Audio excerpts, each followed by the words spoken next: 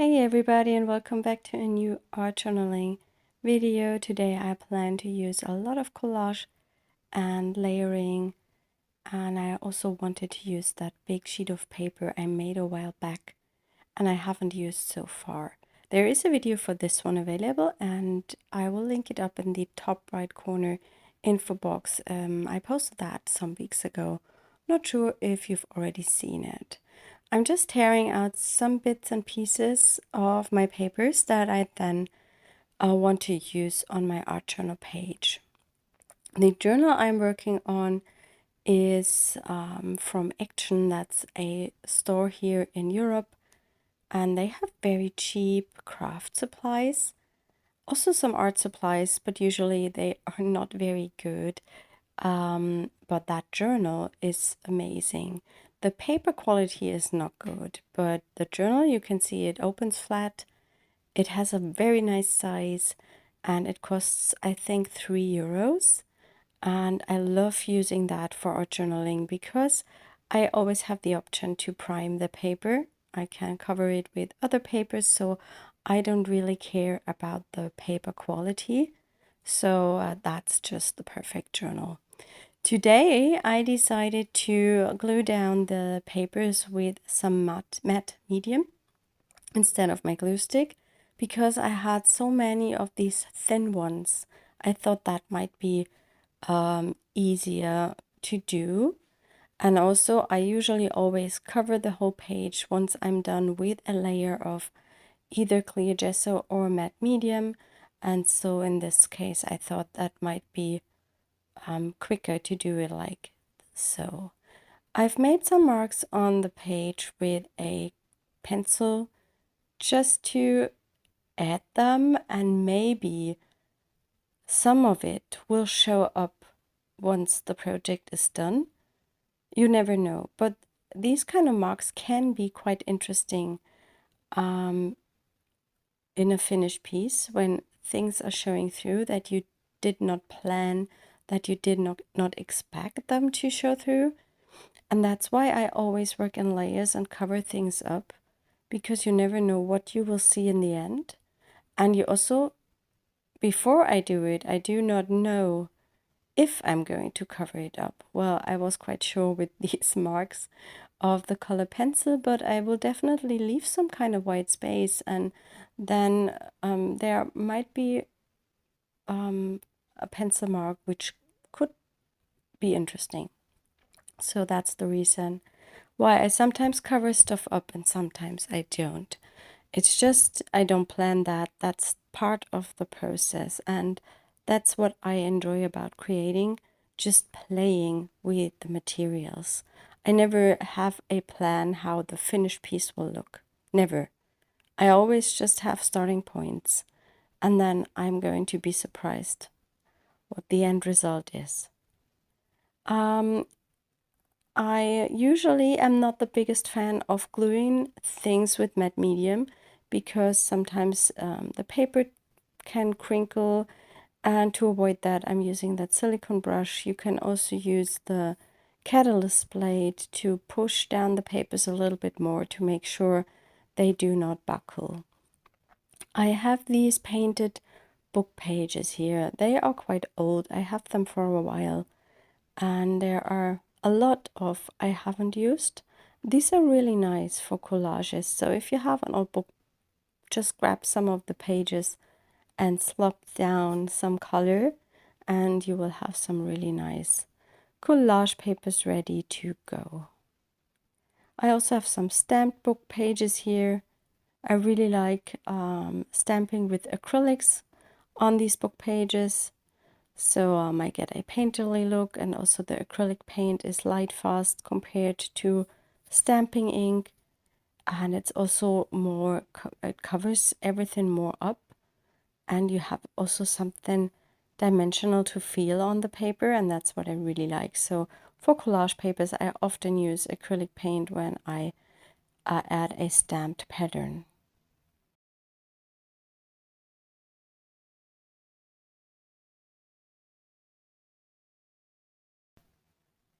There's also a new video up for members, for mixed media play tier members.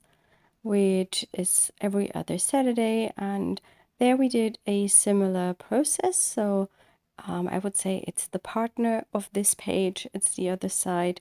We made it, and I've used similar materials and yeah, similar techniques. So if you want to have more inspirational videos, you can check that out. There is a link in the video description. I will also put a link in the description to our blog post where you can have a look at the close-up image of this finished page. So you can jump over there and have a look. And I'm also going to link up all the products I'm using.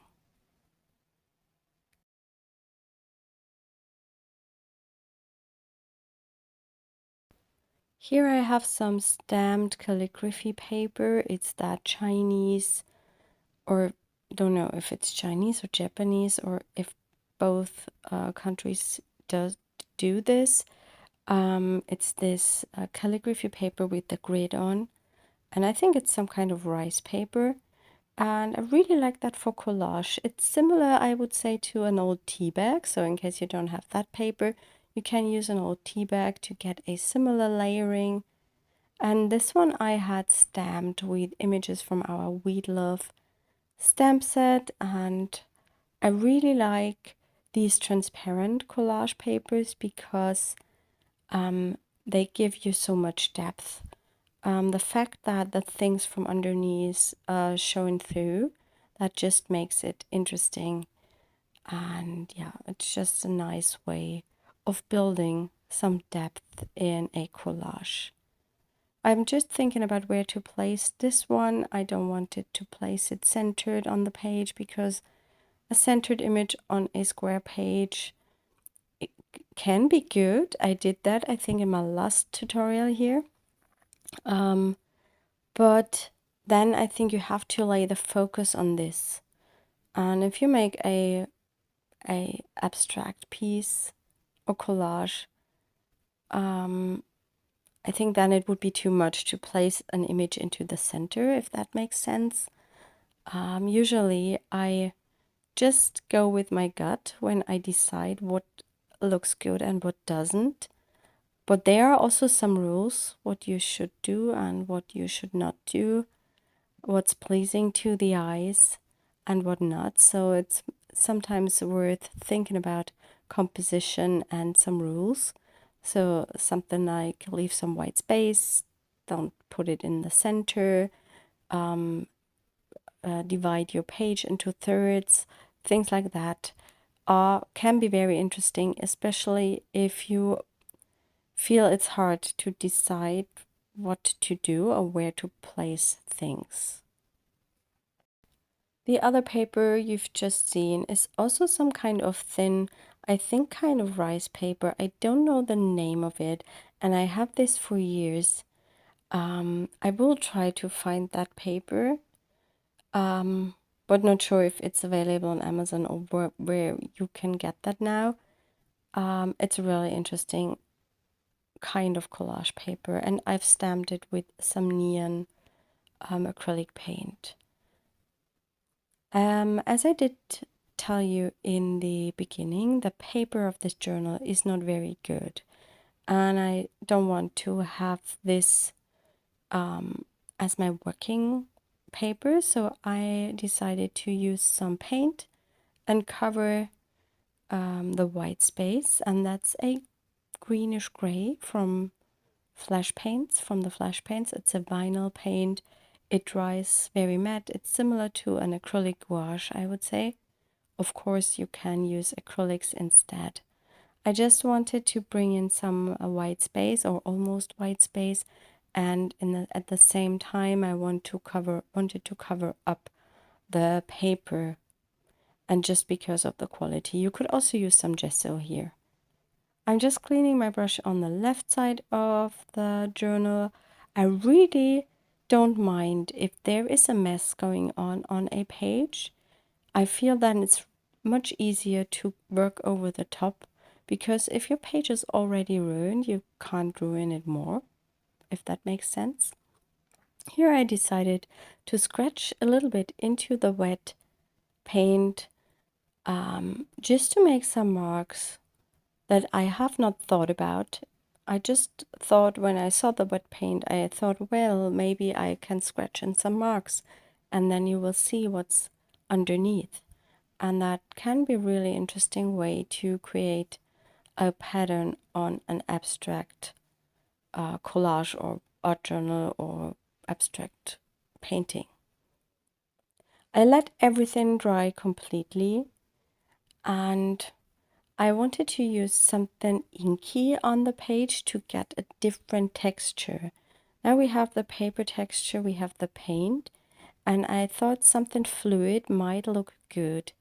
And I picked the Liquitex acrylic ink in raw sienna. It's a very light ink. Usually the acrylic inks are very intense and highly pigmented, and they will immediately give a really intense pop of color, but the raw sienna is a very muted color, but I love the tone. I would love if this would be more intense, but it's just such a lovely color. I'm also going in with some white acrylic ink. I'm having the one from Amsterdam here. And I just mix that up with a little bit of water and a brush, and I'm just playing with the ink here to cover the rest of the page and also to get some interesting textures and marks.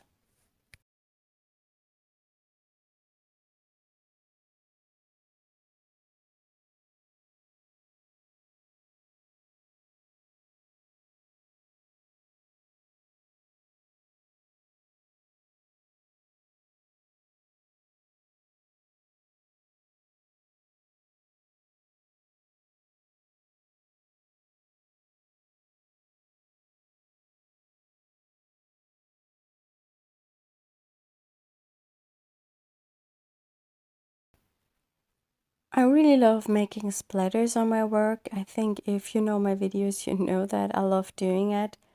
And I also decided to add some white splatters with the acrylic ink. And that gives me some really bright dots or bright pattern. And I do not add them everywhere. I try to concentrate the amount of the splatters to one area. And you can see that the left side of my page is more busy. There is loads going on. And then it gets lighter in the middle part, and there is some more going on towards the right. And I really like mixing that up. I think it's always good to have some neutral space to balance out the busyness. So it's often better than having a whole spread that is very busy completely and you have no idea where to look at. Here I'm back and I make some more marks now. Everything is dry. I picked a Derwent Inktense pencil here. That does not matter which pencil you're using, just grab whatever you have. And I also took up my Neocolors to play a little with some mark making and scribbles on the page.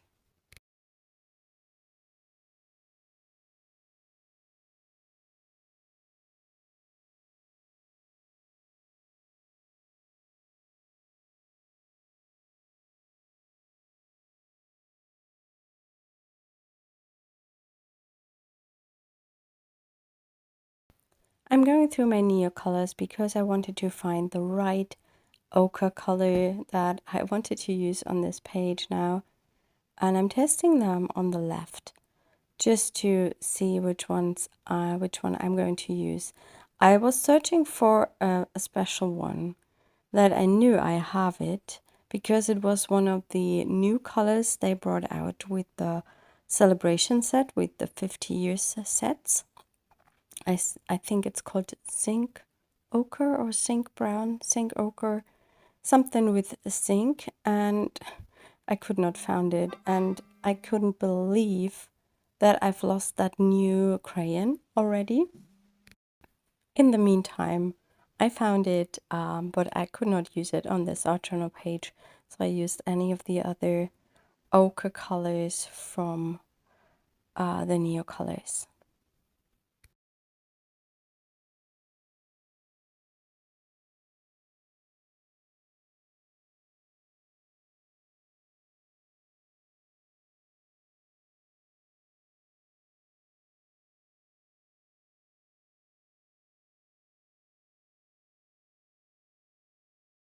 I'm just making some scribbles with the crayon. I really love doing that, making these marks. It's really like playing with the materials, and that's why I love creating so much, drawing, art journaling, whatever it is. It's just a really nice, relaxing time, I feel, and I think that's what it's all about. It's not about the result in the end, it's about enjoying the process. And then it also is nothing you have to squeeze into your day. It's something you can't finish your day without. It's like drinking coffee in the morning or brushing your teeth. It's just things you must do. For me, I have to grab a pencil or a pen or whatever and make something every day.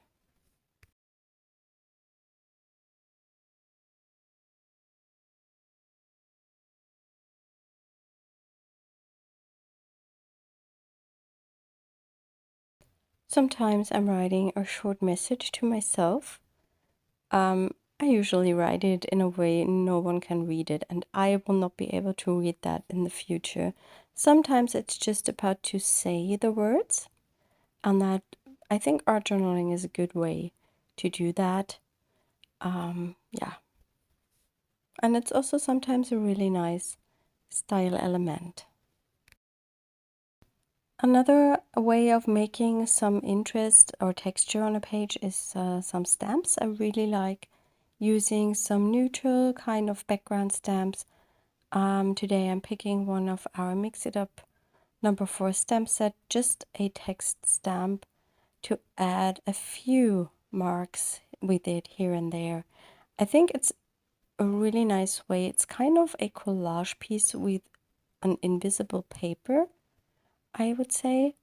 And especially these script stamps are my favorite, or number stamps I use quite often, because it's a very neutral element that just brings in some interest and texture. And they are very versatile because you can use them different colors, you can use them on the background and then go over it, so there will just be a few hints to see, or you can use it like that just to make a few little marks with them.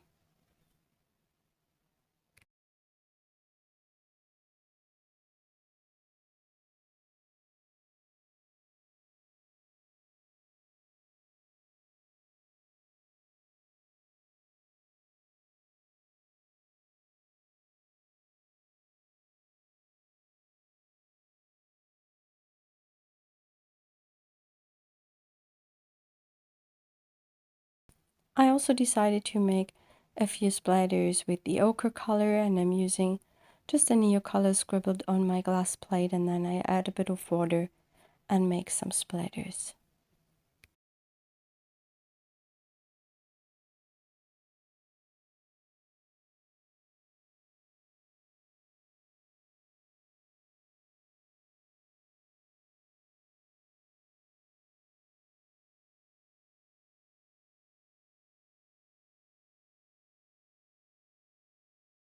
I'm finishing the page with a few more pencil marks.